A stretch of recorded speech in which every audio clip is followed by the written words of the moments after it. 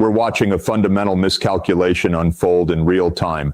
Washington assumed the Venezuela question was settled, that sanctions, isolation, and regime change pressure would eventually force Caracas into submission. But something remarkable just happened. Moscow made a move that completely blindsided American strategists, and it reveals everything wrong with how we approach geopolitics in the 21st century. Here's what the mainstream media isn't telling you. Russia didn't just offer Venezuela diplomatic support or empty promises. They've constructed a strategic partnership that fundamentally alters the balance of power in our own hemisphere. We're talking about energy infrastructure, military cooperation, and financial mechanisms that bypass the dollar system entirely. This isn't some Cold War throwback. This is something far more sophisticated and far more consequential. The real story isn't about Moscow outmaneuvering Washington. It's about how our policy establishment remains trapped in a worldview that no longer reflects reality. We keep applying the same playbook: sanctions, threats, isolation, while other powers are building actual relationships based on mutual interests. And the cost? We're pushing nations that could be partners into alliances that directly challenge American influence. Let me explain exactly what happened and why it matters for every American watching this. Let's start with what actually transpired, because the details matter enormously here. Over the past 18 months, Russia has quietly been building an economic and strategic framework with Venezuela that operates completely outside Western financial systems. We're not talking about symbolic gestures or photo opportunities at international summits. Moscow has helped Caracas develop new oil export routes that don't touch a single American-controlled choke point. They've established banking channels that process transactions in rubles, yuan, and even cryptocurrencies, anything but dollars. And perhaps most significantly, they've provided the technical expertise and equipment to modernize Venezuela's aging oil infrastructure, which has been crumbling under years of sanctions and underinvestment.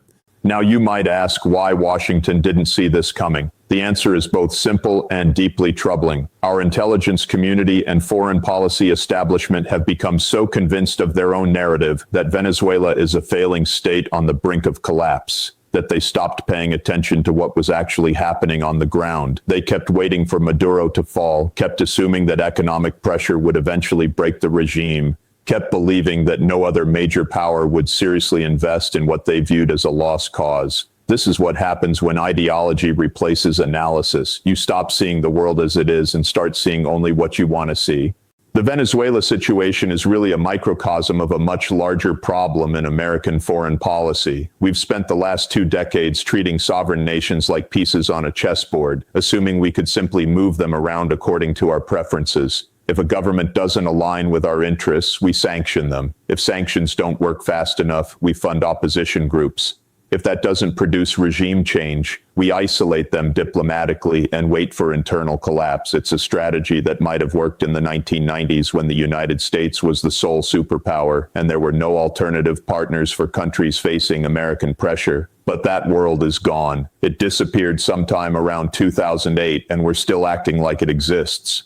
What Moscow understood and what Washington missed entirely is that Venezuela sits on the largest proven oil reserves on the planet. Yes, that oil is heavy crude and expensive to refine. Yes, the country's infrastructure is in terrible shape. But in a world where energy security has become the paramount concern for major powers, those reserves represent extraordinary strategic value. Russia didn't look at Venezuela and see a failing state. They saw an opportunity to secure access to massive energy resources, to establish a foothold in the Western Hemisphere, and to demonstrate to other sanctioned or pressured nations that there are alternatives to accommodation with Washington.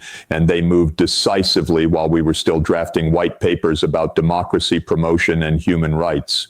The timing of Moscow's move is particularly significant. This didn't happen in a vacuum. It came right as Europe was desperately trying to wean itself off Russian energy following the Ukraine conflict, right as global oil markets were experiencing massive volatility, and right as China was expanding its Belt and Road Initiative into Latin America.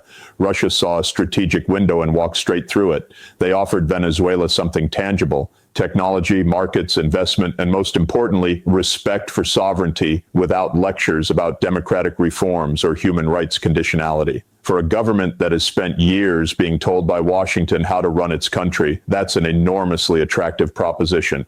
Here's where it gets really interesting and where American policymakers should be losing sleep.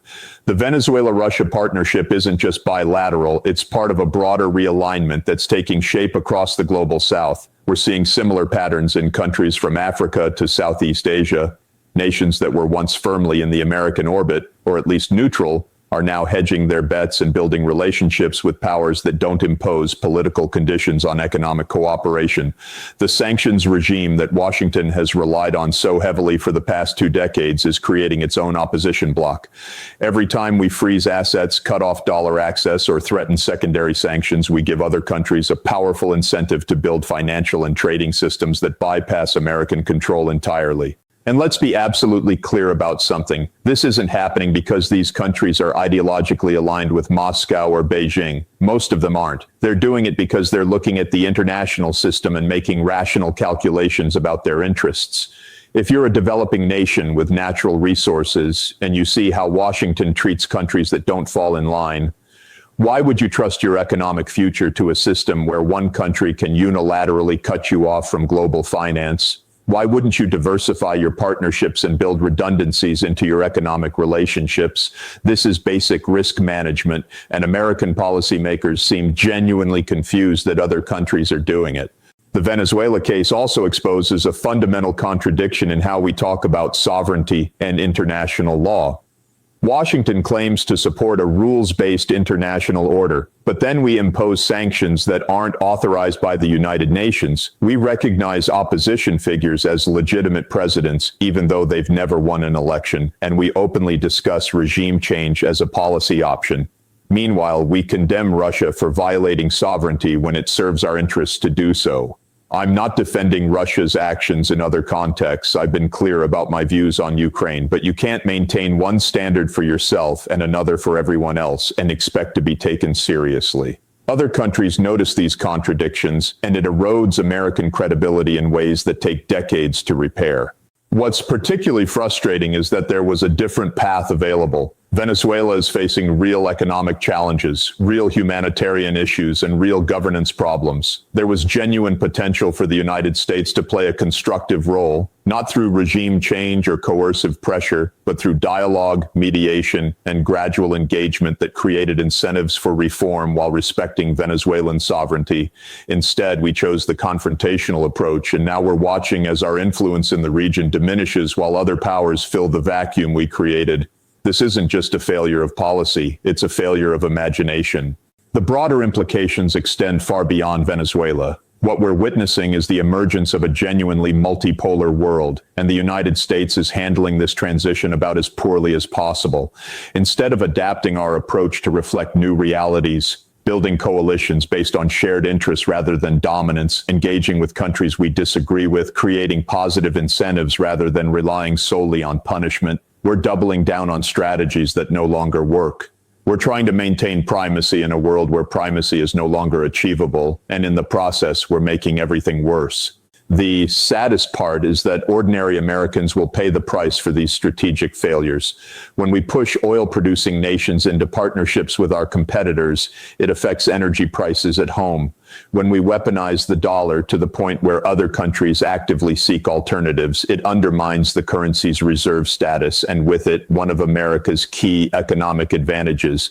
When we isolate ourselves from countries and regions where other powers are building influence, we lose access to markets, resources, and diplomatic leverage. These aren't abstract geopolitical concepts. They translate directly into economic consequences for American workers, consumers, and businesses. Moscow's move in Venezuela should be a wake-up call, but I'm skeptical that Washington will hear it. The foreign policy establishment has too much invested in the current approach, too many careers built on the assumption that American power can simply dictate outcomes. Admitting that this strategy has failed would require a fundamental rethinking of how we engage with the world, and institutions don't change that easily. But the world is changing whether we adapt or not. Other powers are building relationships, creating alternatives, and offering countries options that don't require submission to American preferences. And each time we react with more sanctions, more isolation, and more demands for regime change, we accelerate the very trends that undermine our long-term interests.